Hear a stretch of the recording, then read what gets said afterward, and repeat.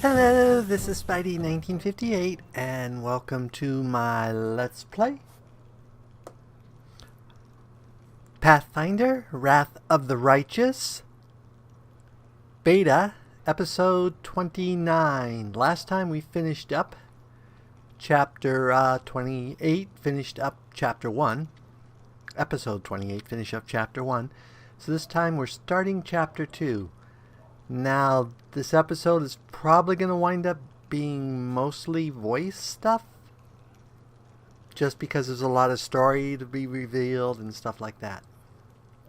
So I did go ahead. There's a big cutscene where this queen gives a exciting speech naming me the commander of the fifth crusade and all that sort of stuff.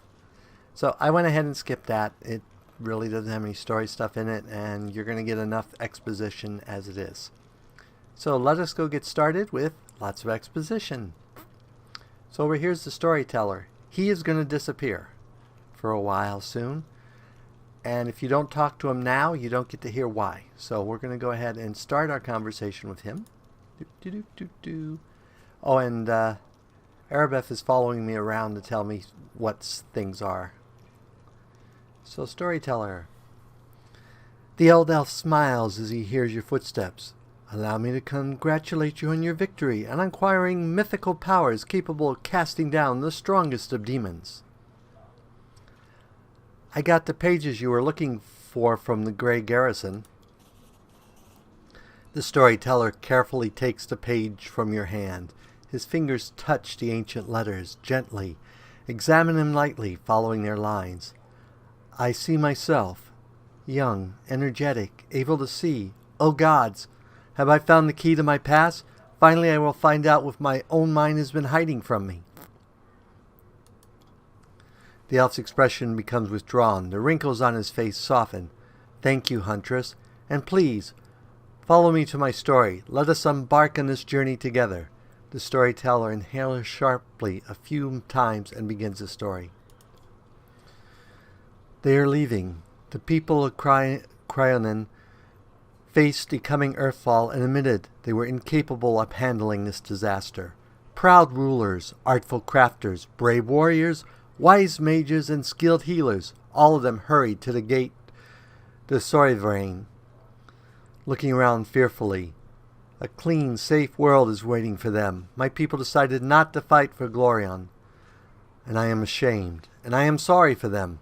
Their hearts wavered in the face of the catastrophe, but my will is strong. I'm staying. My kinfolk are looking at me angrily. How dare I diminish their decision with my recklessness?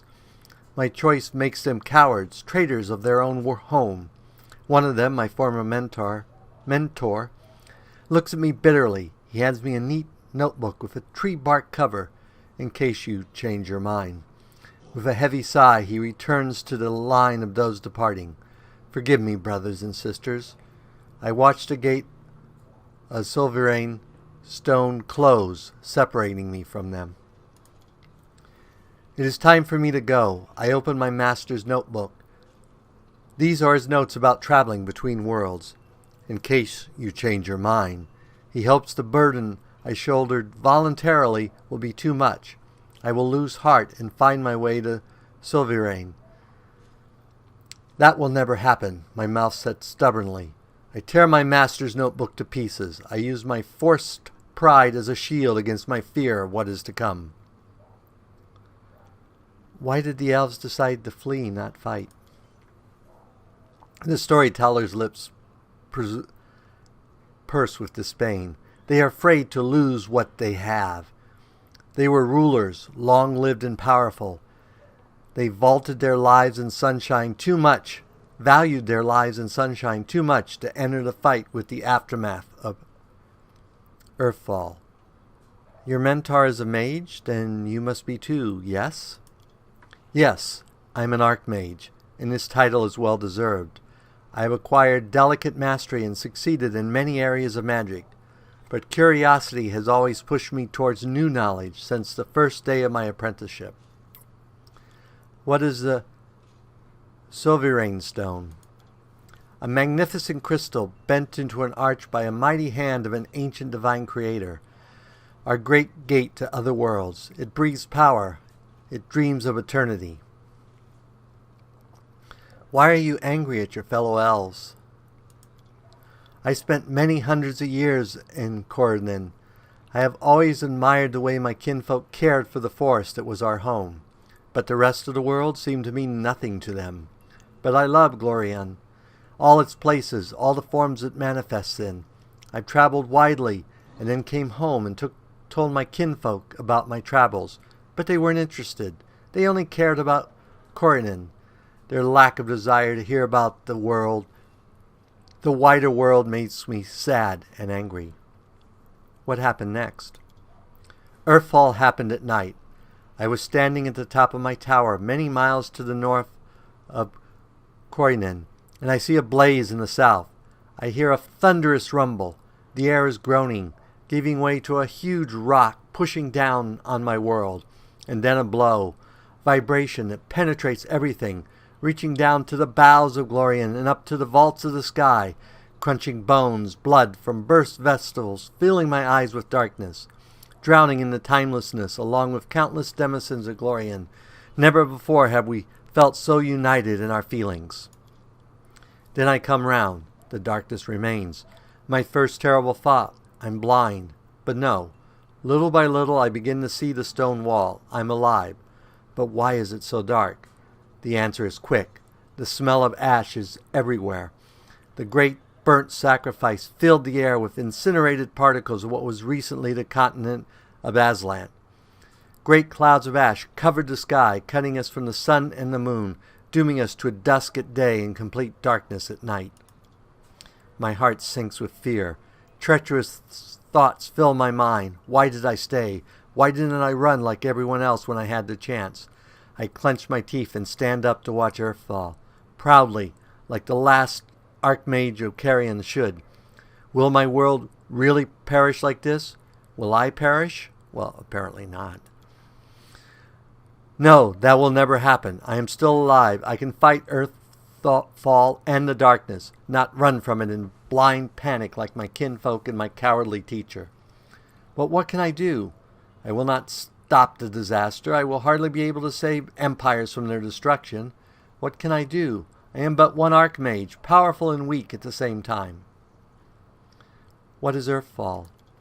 A disaster of untold proportions. An unborn planet dropped on Glorian by blind fate or someone's evil will. A blow so strong that the continent of Aslan is destroyed within moments, turned to ashes, wiped off the face of Glorian. In this burnt sacrifice, clouds of ash and dust are born, stealing our sun. Without the warmth of our star, the air cools, the soil is barren. Dark creatures crawl out of their lairs to rule. And the most frightening thing, without the sun, all hope dies in the heart. This is the age of darkness. What was the tower you mentioned? It's my retreat to the north of Corydon, my home away from home, my observatory. From its top I watch the stars, and when they are correctly aligned, the other worlds as well. Here in the northern wastelands I found the highest mountain and built a tower on top of it. On clear days I could see the mist over the lake of mist and the vales in the east. That's how high I was. What are you going to do next? I don't know. I need to think. My opponent Earthfall is much stronger than me. It is merciless. It does not simply destroy life. It kills an era, ending the greatness of Glorian civilization. They will sink into oblivion, be forgotten as if they never existed. I need to think. The elf suddenly winces and is silent for a few moments as he calms his heavy breathing. Forgive me. I shouldn't have raised my voice. The story was much harder than many before, most likely because I played the main role in it.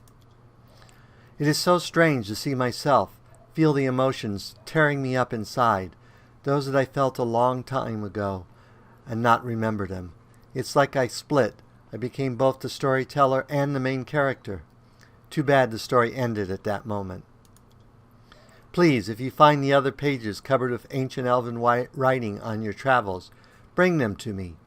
I might be able to shed some light on my past, and we will find out how my story ended, and perhaps even why I forgot them. Thank you for your stories.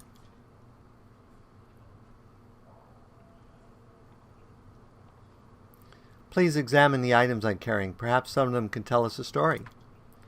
Storyteller nods politely. Let me touch them, and I'll see what I can see. Now it is just a shard of the past, but I feel its power. The elf carefully strokes Tenevel's claw. For only a huge force can resist the scariest of enemies itself. Please allow me to immerse in this memory and learn the story of the spiritual resurrection of the greatest of silver dragons. The elf looks at you with unusual impatience. Shall we? And there's nothing new there. Have you decided to join the crusade?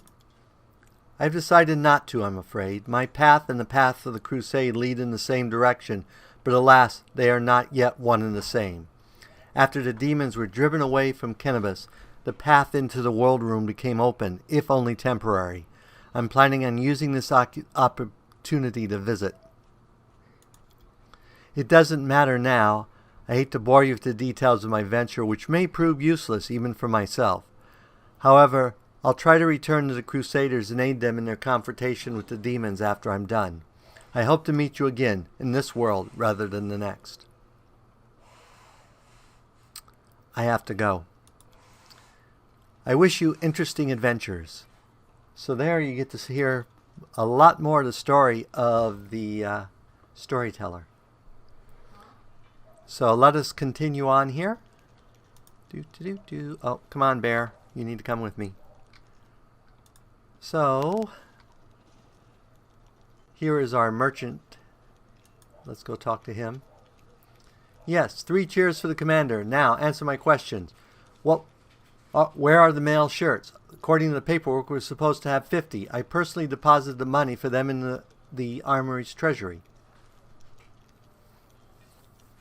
This man's face looks like it's been forged from copper, his deep wrinkles darkened with soot of hundreds of battles and thousands of campfires.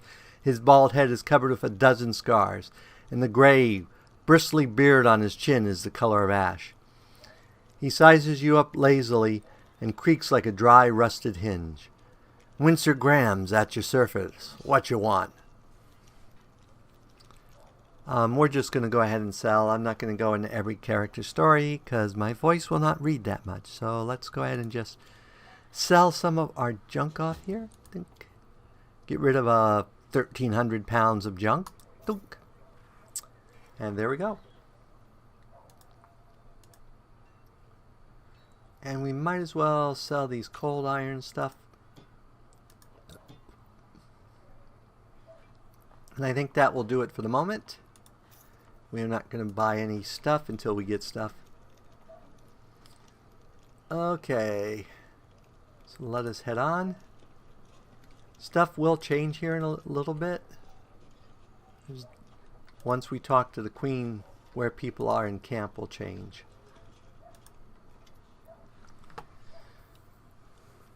A well-dressed old dwarf is leading a motley crew, shaking her ladle at them belligerently. Noticing you, she flings up her hands. Good afternoon, your commanderness. Do you remember us? We're the crew from the next-door theater company, the one you saved in Kenibus, back when you weren't your commanderness yet. As you can see, we've come on the campaign with you. We signed up to clean pots and mend soldiers' clothes. Keeping up a theater is expensive, so we all have to take side jobs. But we don't stop what we're doing. We're going to put a play on about your legendary feats. Of course, the crowd scenes are difficult. We can't find the people to play hordes of demons, and we decided against using a ritual to summon real demons. Luckily, we have a master, Kem. He invented a way to solve this problem using sound. We caught a pig and some piglets who ran away from a burned-out village, the grum and husky half-orc murmurs softly. We put the piglets in a box and scared them, and the sound they make is just like an approaching demon horde. But the most important question is, of course, choosing the lead actor. Who will play the great knight commander? We have a right Barney over it, breaking a number of lances as well as a shovel, a rolling pin, and a set of back scratchers. but we just couldn't decide no matter what. Maybe you can help us. We have 2 candidates that are most suited to the role. One will have the honor of conveying your heroism upon the stage.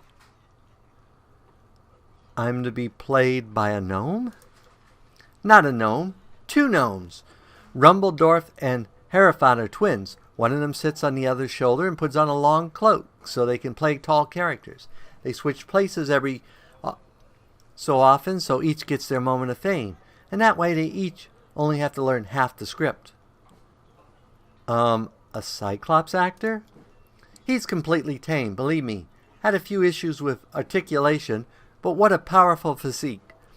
We'll make him a nice costume, wash him up, brush his hair. Truth be told, in our show, you just make short heroic exclamations at the fateful moment, like onward, or we'll never give up, or my heart burns with courage. Lampkin can definitely handle the script. Do you have any other actors who even vaguely resemble me? We're a small and poorly funded theater, and we only have a few actors. But they're all so talented, one of a kind. I've chosen the ones that are best fit for your role. Trust my vision. I have more than a few successful plays under my belt. All right, I made my decision. The entire crew looks at you, holding their breath. I will be played by the Gnome Twins. Wonderful. Sorry you took away from all your important things heroes and commanders do. We're off to rehearsal. I mean, first we'll wash some pots and then we're off to rehearsal. Let's go, you lazy lumps. Don't embarrass old grandma now.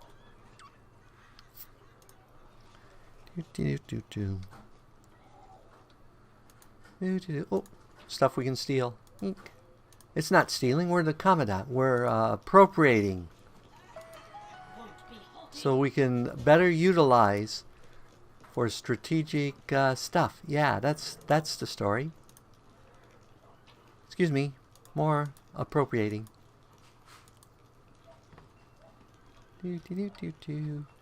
Oh, even more. Pardon me. Thank you. Okay, where are we? I think we need to go talk to the Queen. Or maybe we don't. Let's see. Let's check our journal. So we got cold water, which we have to leave. We got to make it to Dresden. We got to examine the campsite of the Eagle Watch. Okay.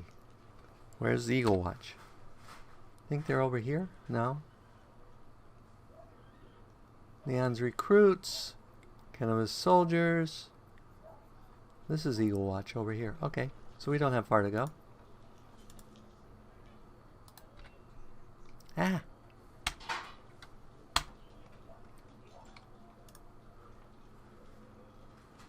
Hey, recruit. Thank you.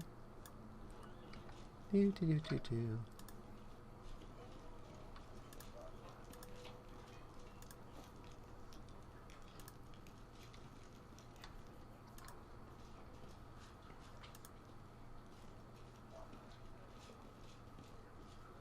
These are the fighters at Eagle Watch. I personally chose every one of them standing here. I'm ready to vouch for each of them.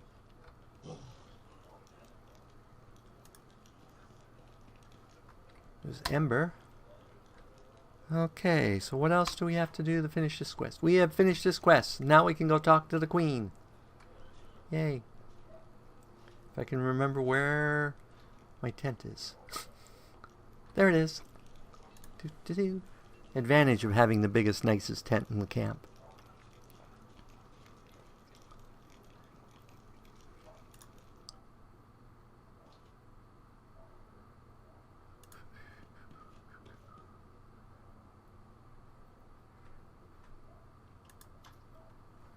The Queen greets you with a stare. She has dropped the pompous air with which she announced the Fifth Crusade.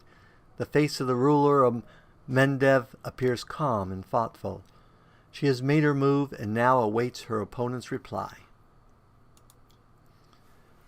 Commander, she says quickly to the point, I'm happy with the troop review and I expect they will be sufficient for the task.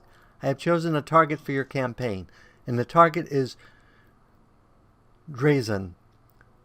Drezen, our lost outpost within the world wound. The Sword of Valor was stored there, and it is a banner that was once held by Iomede herself. Our greatest relic was lost when the city fell. I should make this clear from the start. The Sword of Valor is no mere symbol, but a powerful weapon against demons. The holiness of the banner weakens them. It robs them of their most dangerous abilities, teleportation. A forced march to Drengen awaits you. The Sword of Valor is still somewhere within the citadel. The demons probably think it's a hunting trophy. Its recovery is just as important as retaking the city itself. I hope the task is clear. I am sending 2 specialists to help you along with the soldiers, a historian, Nurin Deniwal, and a cleric, Social Vainik. The queen nods to the human man and the young halfling woman standing next to her.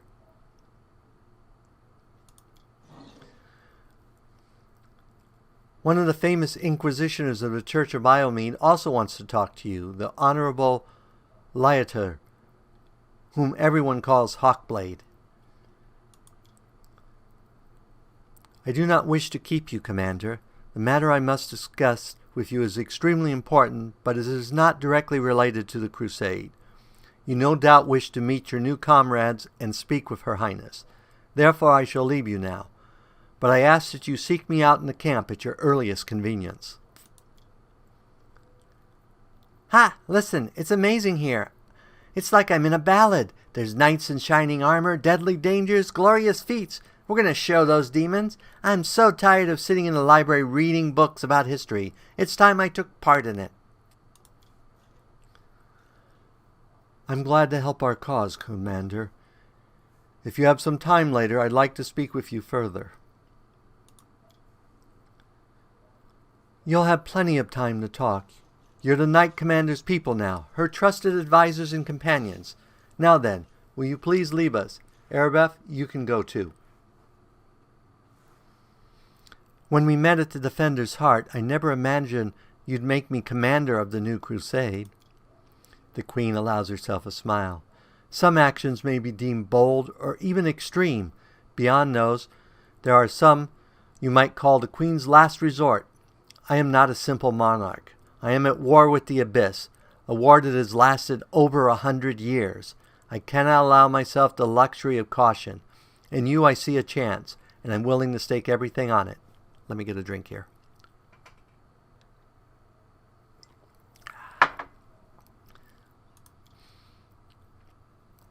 However, you cannot blame me for putting you in charge of the crusade. I only formalized what had already happened in the hearts and minds of many. People spoke of the power that descended on you and helped you save the Wardstone from corruption and total destruction. Word of this feat quickly spread far beyond the borders of Mendev. There was no other person who could better fit the role of Knight Commander of the Fifth Crusade. I have some questions about my mission to retake Dresden. Of course, I shall answer. How did the demons manage to conquer Dresden? That's a good question. Its walls were built by dwarf craftsmen, and the power of the Sword of Valor protected the city. Alas, where raging hordes failed, a single lying tongue was all that was needed to succeed. The demoness Miago convinced a young and ambitious crusader named Stanton Vane that the banner belonged on the battlefield. He went on a daring and unapproved raid, and the banner ended up in the enemy's hands.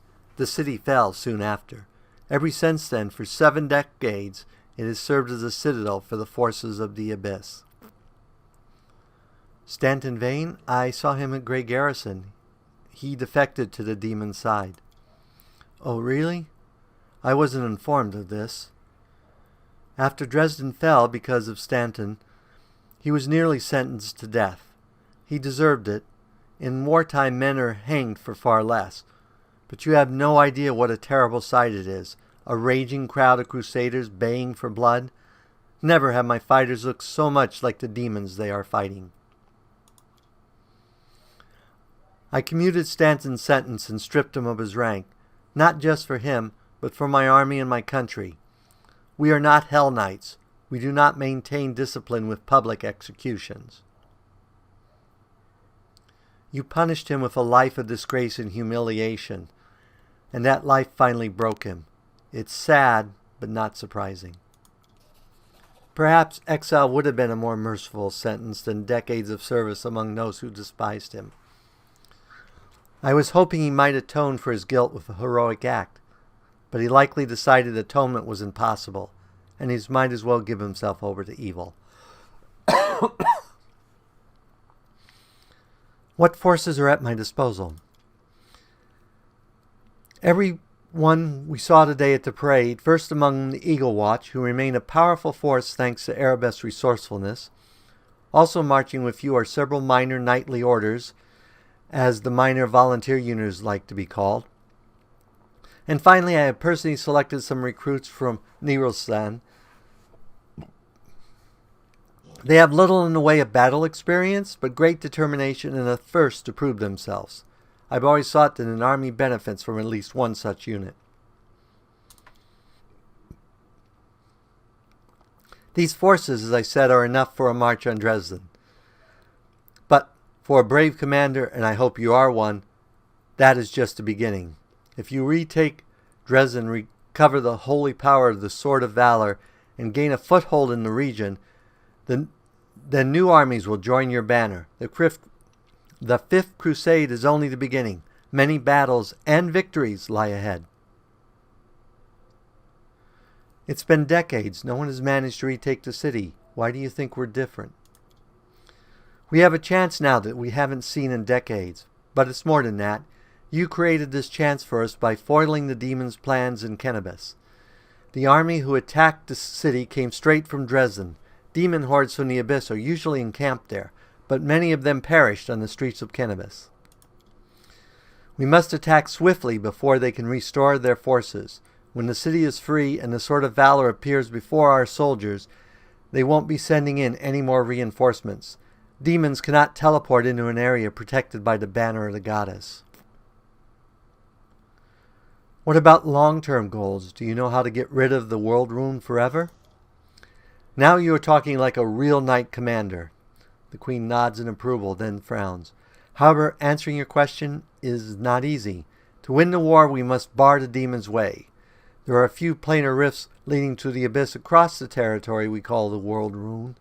The best specialists we could find have tried to close them on several occasions with no success, as you may have guessed. The World Wound is more than just a chain of portals to the Abyss. We do not understand its nature yet. The methods of the rift closure known to magical science simply do not work here. However, we have a hypothesis, and a rather well-grounded one, that we must begin at the source of the problem, the place where the world wound was opened. The main rift lies through the city of Iz and the Threshold Fortress, deep in the former lands of Syracuse. We have never managed to fight our way so far and gain a foothold to allow the mages to explore the origins of the world wound. So the next step after you succeed in Dresden is an offensive push deeper into the world wound. The aim of taking Threshold, the very threshold of the Abyss. I have no more questions.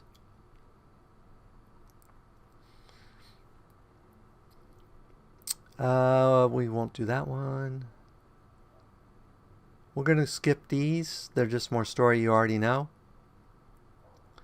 And what are you going to do? My immediate plans are to overlook a spot of insubordination. However, I shall answer you. I shall prepare the defenses at Niroshan and all the other border cities and plan the future of the Fifth Crusade. Does that satisfy your curiosity, Knight Commander? My Queen, I ask you to remain with us. The Dresden campaign is the hope of the crusade, and the blessing of Iomede that you carry may be decisive in this battle. The Queen flashes something of a slightly astonished smile. What is this I hear? A polite attempt to appeal to the conscience of an old sovereign? I don't know if you realize what you're suggesting. If our enemies in the depths of the wound were to discover I was with your army, they would immediately send their most vicious demons to attack. They would stop at nothing to be rid of me and thereby sow chaos across Mendev.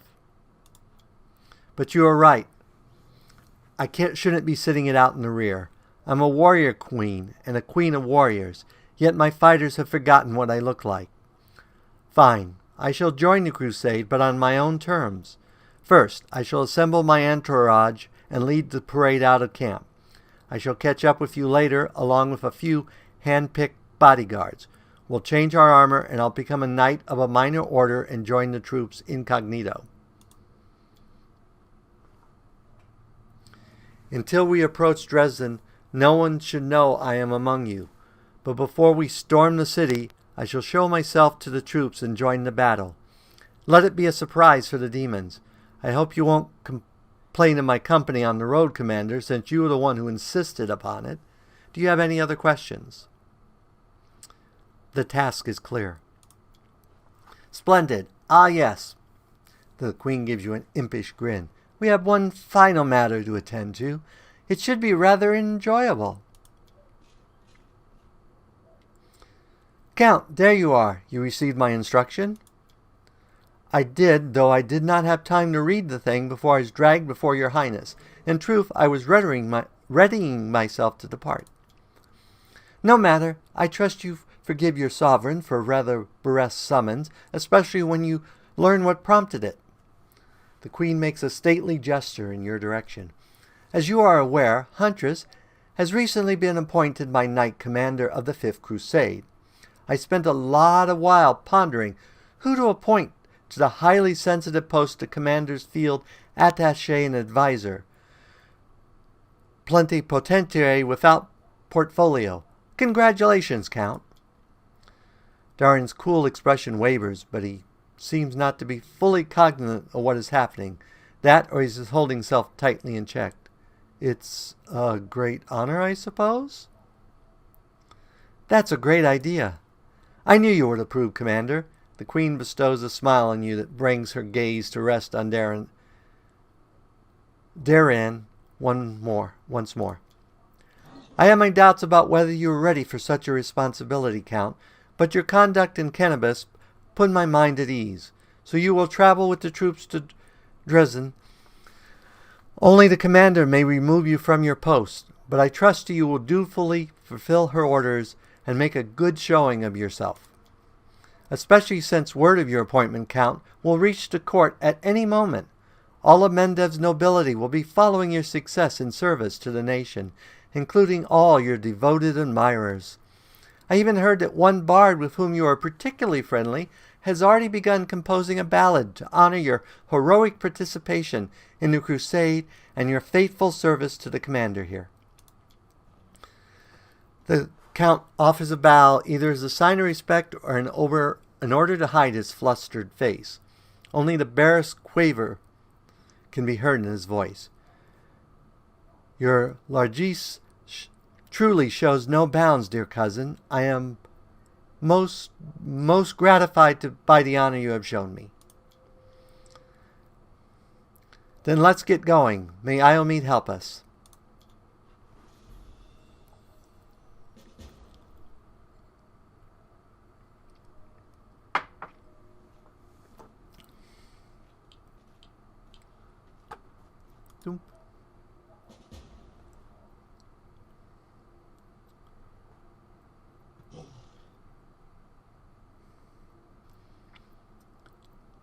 Okay, I think at this point we will call it an episode. As I warned you, this was pretty much lots of reading. The next episode will probably be a little bit more. And then hopefully we can start planning our army's attacks and going out adventuring. So as always, if you enjoyed this episode, go ahead and leave me a like or a comment. And if you disliked the episode, leaving me a dislike's fine. But please leave a comment saying why you disliked the episode. As always, this is Spidey 1958, and have fun gaming!